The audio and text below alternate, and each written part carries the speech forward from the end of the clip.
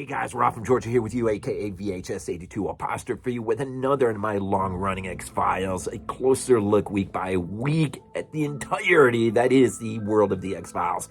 Episode 11, Season 2, last of 1994. This is the last one. After this one, I think it's Aubrey next. Will drop in mid-January, I think, of the new year. So, directed by Steven Surjik. Only one episode contributed. Not sure exactly what the connection was to the X-Files and Chris Carter, but I think somehow he became aware of the story, I think, and really wanted to be part of it in terms of directing it out. And he's mainly known for a lot of TV. The three that popped out at me was The Bates Motel, Daredevil, and The Witcher. A handful of episodes each. And also this episode is... notably, the writer is Paul Brown, and maybe there's the connection between Paul Brown and him, and that's how he knew of it. Perhaps. Frances Bay's in this as Dorothy.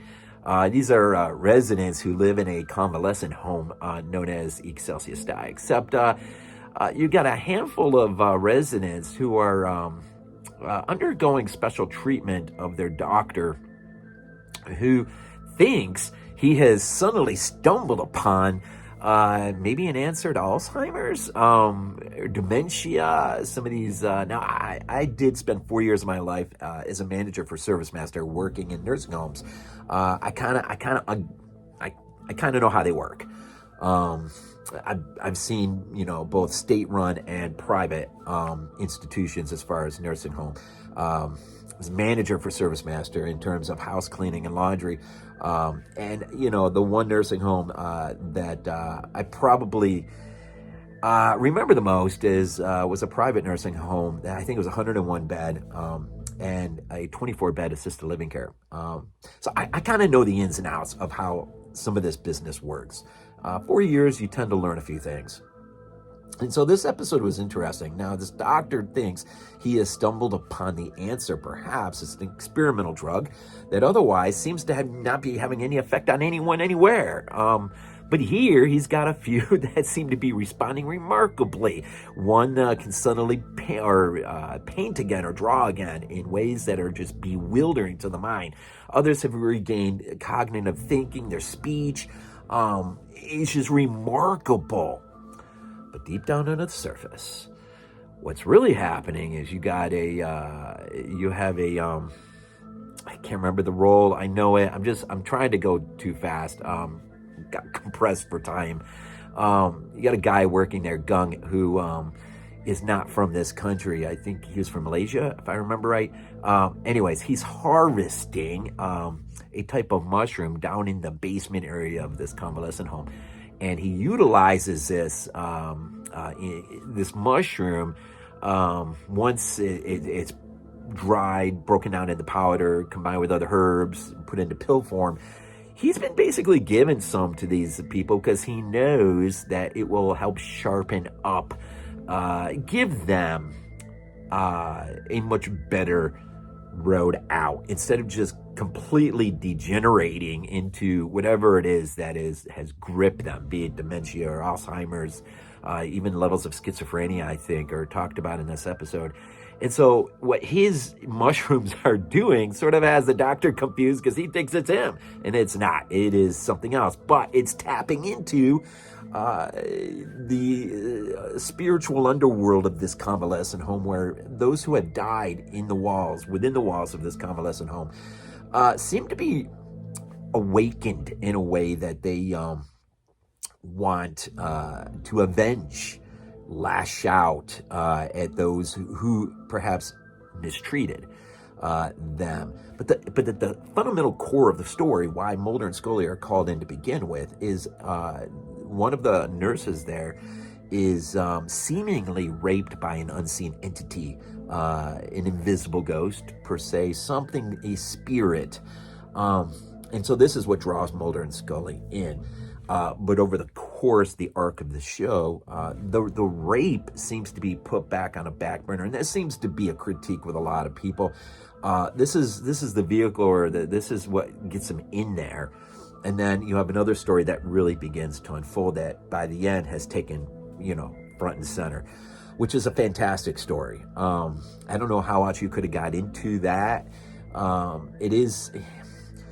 It seems like Scully's the only one who really seems to be impacted by this woman's rape, where Mulder ultimately dismisses it as perhaps she is just trying to get money out of the nursing home in the end, which none of it really makes sense once you start talking to her and everything else around. And so it is a fabulous episode, man. When you start really getting into the spiritual aspect, the supernatural aspect of this, I'm not going to say I felt like any Lovecraft sense going on, but there's I thought, man, you know what? They could have.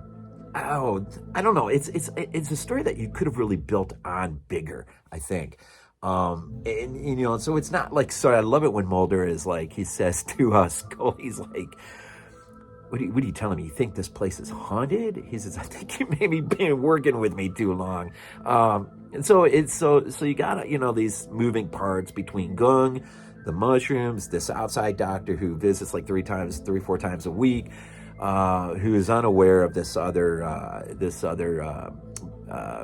guy prescribing, or not prescribing, but he's not a doctor, but basically handing out, and his mushroom substance becomes extremely addictive to those who are partaking of it, but it is reawakening them. It is allowing them to rediscover a sense of youth and just, can't think of the word, but just a renewed sense of things regained, whether it's their art or speech or whatever. But as I said, it sort of also taps into this dark side of this of a place filled with spirits, and not very happy spirits. Now, as I said, I've worked in the nursing homes for 4 years, but as someone who dealt with from the housekeeping, David, you're probably going to love this one, just hearing this from me, because I know, a little bit of what you do, but you got to be called into that. That is, however you see it as a religious or non-religious, it is a calling. It is a ministry. You have got to be called as a nurse, anyone who works with residents on a daily basis in a nursing home. You really do. It is a calling. You just don't go there for a job. It's not like that. It is, and David can comment more down in the comments below. I think he might, but it is one of those rare, unique places that if you're not called to it, you don't have that special level of patience in order as you deal with residents whose conditions may demand upon you a lot of sacrifice in terms of your temperament and how you deal with them.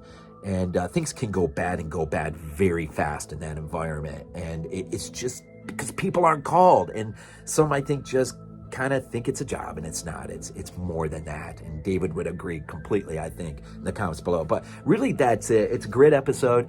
As I said, I'm sort of compressed with time. But I loved it. I thought it was a great episode. And perhaps the writing could be tightened up just a little bit, and it's great practical effects using water. I want to say it's like 30,000 gallons of water or something. Kind of reminds you of The Shining, except it's water and not blood, of course. And so just a lot of work and interesting things about this episode I found. And it sort of reminded me a little bit of Kick the Can episode from the Twilight Zone movie. I thought was interesting. So anyways, Excelsis Dei, episode number 11. I think Aubrey is next. And as I said, we launch into 1995 with the next episode. And Frances Bay, I mentioned Frances Bay as Dorothy in here. If you remember, she's in John Carpenter's In the Mouth of Madness. She's Mrs. Pickman. There's your Lovecraft connection. So anyways, as always, we end these things off with Go Bills. This is not a dream. Not a dream. We might be useful to you.